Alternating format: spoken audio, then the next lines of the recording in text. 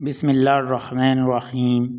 جب راجہ جے پال دوسری جنگ میں شکست کھا گیا تو اسی زمانے میں امیر نو سامانی نے سبکتگین کے پاس ابو نصر فارسی کو اس مقصد کے لیے بھیجا کہ وہ فائق یعنی بخارا کا جو امیر تھا کی حرکات ناشائستہ بیان کر کے مدد کی درخواست کرے۔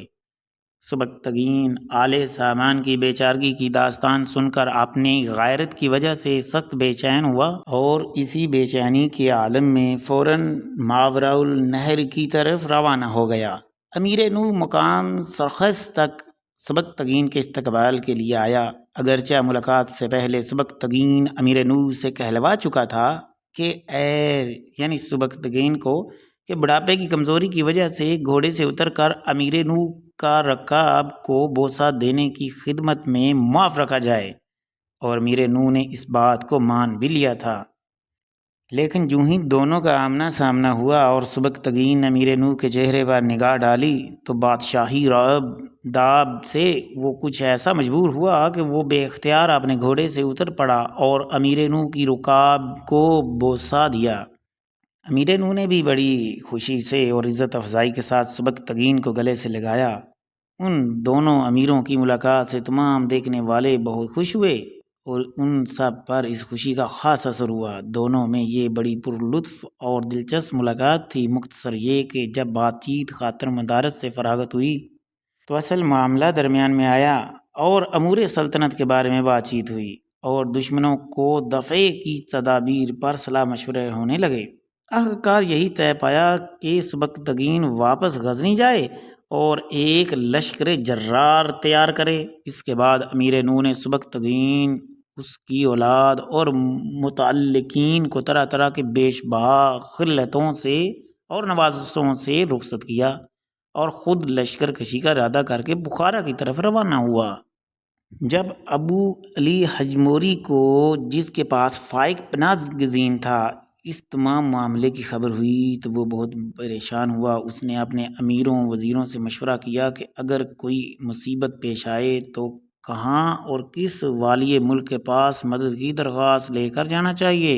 ان لوگوں نے یہ مشورہ کیا کہ فخر الدولہ ویلمی سے میل ملاپ پیدا کرنا چاہیے اور اس کی دوستی پر تکیہ کرنا چاہیے۔ ابو علی حجموری نے جعفر ذوالقرنین کو جرجان کا سفیر مقرر کیا اور خراسان اور ترکستان کی وہ بیش قیمت اور گراں قدر اشیاء جو مل سکیں فخر الدولہ ویلمی اور اس کے وزیر کے لیے بطور تحفہ ارسال کیں اور یوں ان میں دوستی پیدا کر کے آمد و رفت کا سلسلہ شروع کیا۔ اس دوران میں امیر سبکتگین لشکر لے کر بلخ پہنچا اور امیر نو بھی بخارا سے روانہ ہو کر وہاں اس سے جا ملا۔ جب فائق اور علی حجموری کو ان کے آنے کی خبر ملی تو وہ بھی ایک لشکر جرار لے کر مارکہ آرائی کے لیے نکلے۔ اس لشکر میں تارا بن شمس المعانی اور قابوس بن دشمگر بھی، جو فخر الدولہ کی طرف سے ان کی مدد کے لیے 2000 سواروں کے ساتھ آئے ہوئے تھے، شامل تھے۔ امیر سبکتگین نے ایک وسیع میدان جنگ کے لیے منتخب کیا اور میمنہ اور میسرہ کو سپاہیوں سے آراستہ کر کے خود امیر نو اور اپنے بیٹے سلطان محمود کے ساتھ فوج کے درمیان کھڑا ہو گیا۔ جب دونوں جانب صف آرائی ہو گئی اور لڑائی شروع ہو گئی تو ابو علی حجموری کا میمنہ اور میسرہ امیر نو کے دونوں دستوں پر غالب آیا اور اس طرح امیر نو کے لشکر کے قدم اکھڑنے لگے۔ عین ممکن تھا کہ بنا بنایا کام بگڑ جاتا کہ ایک دم دارا بن قابوس نے ابو علی حجموری کے قلب لشکر سے نکل کر حملہ کیا اور جب دونوں صفوں کے درمیان آیا تو اپنی سپر کو پیچھے کی طرف کر کے امیر نو کے سامنے ہوا اور اس سے اجازت لے کر لشکر خراسان کے مقابلے کے لیے میدان میں آیا۔ اور دونوں امیروں وزیروں نے جب یہ عالم دیکھا تو وہ سمجھ کر کے ابن قابوس نے تنہائی غداری نہ کی ہوگی بلکہ لشکر کا ایک بڑا حصہ اس کے ساتھ ہوگا، سخت پریشان ہوئے اور مایوس ہو کر اپنی جگہ کھڑے رہ گئے۔ امیر ناصر الدین نے جب دشمن کے لشکر کی یہ پریشانی دیکھی تو اس نے اپنے لشکر کے چیدہ بہادروں کے ایک دستے کو ساتھ لے کر دشمن پر حملہ کیا۔ امیر ناصر الدین کا مطلب ہے سبکتگین۔